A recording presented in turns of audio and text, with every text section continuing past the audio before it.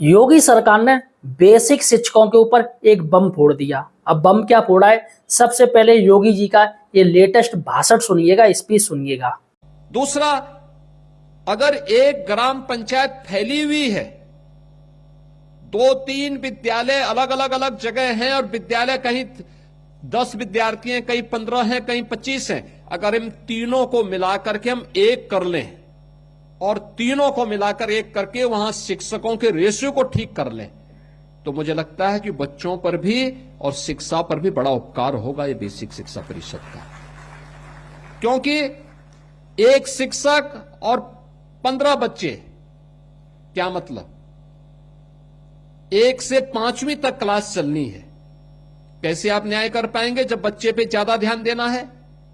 अगर हम उसी विद्यालय में 60 से लेकर 100 बच्चों को एकजुट करा देते हैं और उसी में 3 से लेकर 5 शिक्षक दे देते हैं, तो हर क्लास के लिए एक शिक्षक हो जाएगा।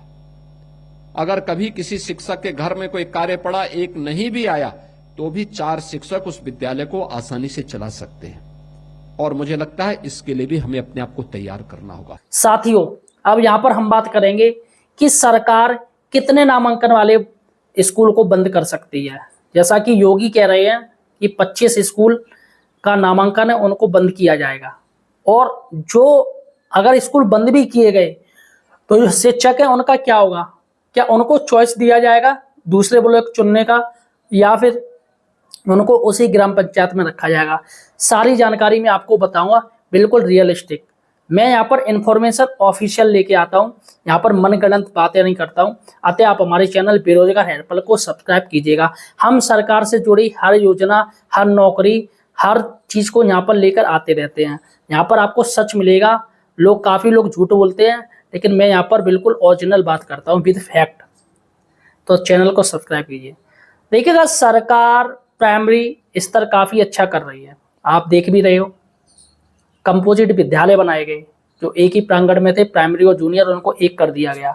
इससे सरकार ने क्या किया? सरकार को फायदा हुआ पैसे का, क्योंकि प्राइमरी का हेड और जूनियर का हेड दोनों का अलग अलग वेतन मिल रहा था, लेकिन अब क्या किया गया? सिर्फ एक का वेतन दे रही है। इसके साथ ही झगड़े भी काफी शुरू हो गए हैं। कंपोजिट विद्यालयों में आप देखते हो झगड़े भी काफी होते हैं। चलिए, आप वो सब बात छोड़ दीजिए। अब सरकार ने क्या किया है कि अनुपात बना दिया है, 30 बच्चों पे एक टीचर रहेगा। ये तो क्लियर है, 30 बच्चों पे एक टीचर रहेगा। अगर 30 से बच्चे कम है तो क्या होगा? देखिएगा, यहाँ योगी सरकार जी का कहना है, सरकार योगी तो कह रहे 25 बच्चों पर जो कम है उनको हम बंद करेंगे, लेकिन ऐसा बिल्कुल भी नहीं है। योगी जी के अनुसार छोड़ दीजिए और अधिकारियों के अनुसार बात के हम करेंगे, क्योंकि जो डिसीजन लेते हैं वो अधिकारी लेते हैं। अधिकारी ही मुख्यमंत्री जी को सजेस्ट करते हैं। अब अधिकारियों का मानना है कि जहाँ पर बच्चे करीब 15 या 20 होंगे, यहाँ पर जो आंकड़ा लिया जा रहा है वो 15 बच्चों का लिया जा रहा है। जहाँ पर जिन स्कूलों में 15 तक नामांकन होगा उन स्कूलों को बंद किया जाएगा। ये बात क्लियर है। देर सवेरे सरकार इस पर निर्णय ले लेगी और स्कूल बंद हो जाएंगे। 15 आप गांठ बांध के रख लीजिए, 15, क्योंकि अगर देखा जाए 20 बच्चे भी काफ़ी होते हैं स्कूल में, और आजकल स्कूलों में 20 से हर कोई ऊपर ही रखता है। मतलब एक शिक्षकों में भी एक फोबिया बन जाता है। जैसे किसी के यहाँ 29 बच्चे तो वो 31 यानी 30 से ऊपर रखता है जानबूझ के, क्योंकि उसका जो एक तो ये है कि 25,000 रुपये मिल जाते हैं जो कंपोजिट ग्रांट आती है उसके लिए, और दूसरा एक थोड़ा सही लगता है कि 2 टीचर की आवश्यकता है 30 से ऊपर, तो 31, 32, 35 तक बच्चे रखते हैं। जो 29 अगर रख रहा है तो वो 29 नहीं रखेगा। वैसे ही अगर जो टीचर अपने स्कूल में 20 का नामांकन है तो वो 20 नहीं रखेगा, वो 22-23 रखेगा बच्चों का नामांकन। अगर हम 15 की बात करें तो 15 वाला 18 आराम से रखता है। तो यहाँ पर जो स्कूल बंद होंगे वो 15 वाले होंगे। यूडाइस पोर्टल से उनकी बच्चों की संख्या ली जाएगी, पूरा प्रेरणा पोर्टल से। इसमें टीचर से कोई मतलब नहीं है, वो क्या दे रहा है क्या नहीं दे रहा है, आधार कार्ड के बेस पर हो जाएंगे कि हाँ ये बच्चे इनके यहाँ पढ़ रहे हैं। ठीक है, ये पहली बात हो गई। 15 नामांकन तक के बच्चों के स्कूल बंद होंगे। अब उन शिक्षकों का क्या होगा? जो शिक्षक वहाँ से, उनका क्या करेगा? क्या उनको फिर से नए स्कूलों का विकल्प दिया जाएगा या उनका ब्लॉक चेंज किया जाएगा? तो देखिएगा, यहाँ पे मैं आपको क्लियर बता दूं, सरकार, एक ग्राम पंचायत काफी बड़ी नहीं होती है। जैसे ग्राम पंचायत में दो तरीके की होती है, एक बड़ी और एक छोटी ग्राम पंचायत। छोटी ग्राम पंचायत में करीब 10 तक प्राइमरी और जूनियर स्कूल टोटल हो सकते हैं, 10 या 12 तक। और जो बड़ी ग्राम पंचायत होती है उसमें करीब 18 या 15 या 20 तक प्राइमरी और जूनियर स्कूल हो सकते हैं। अब ऐसे में सरकार का ये मानना है कि जो बच्चे कम हैं उन स्कूलों को बंद किया जाएगा। उनके बच्चे और उसके पास वाले स्कूल बच्चे, सारे बच्चों को एक बेस एक बनाया जाएगा कि इन बच्चों को आने जाने का ज़्यादा दूरी ना पड़े। वहीं पर एक नया स्कूल बनाया जाएगा, नया स्कूल, और वो स्कूल 1 से लेके इंटर तक का होगा, क्योंकि वहाँ पर सरकार चाहती है कि कोई भी बच्चा प्राइवेट में ना जाए, हमारे ही आए।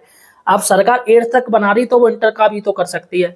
अच्छा, पहला ये हो गया कि नया बिल्डिंग सब कुछ बनेगा और उसमें जो वही शिक्षक जो स्कूल बंद हुए उन्हीं शिक्षकों को उस स्कूल में रखा जाएगा। इसके साथ इंटर लेवल की बात करें तो इंटर के लिए सरकार स्पेशल रखेगी, वो जाने क्या करती है, टीजीटी बेस से लेती है या जो भी कुछ हो वो जाने, या उसके लिए कोई स्पेशल वैकेंसी निकालती है। लेकिन यहाँ पर 8 तक के तो जो टीचर हैं उसी में रखे जाएंगे।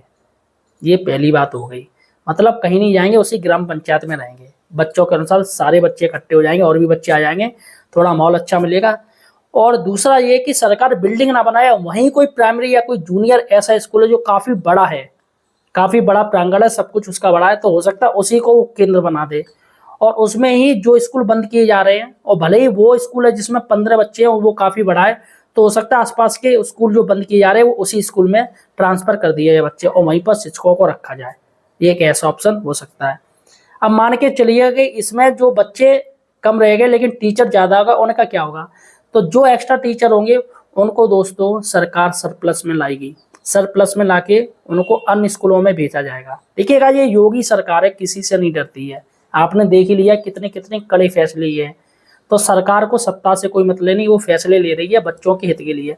आपको सैलरी मिलती है बच्चों को पढ़ाने के लिए, बच्चे आपको नौकरी दे रहे हैं, तो ओबियसली सरकार बच्चों पर ही ध्यान देगी।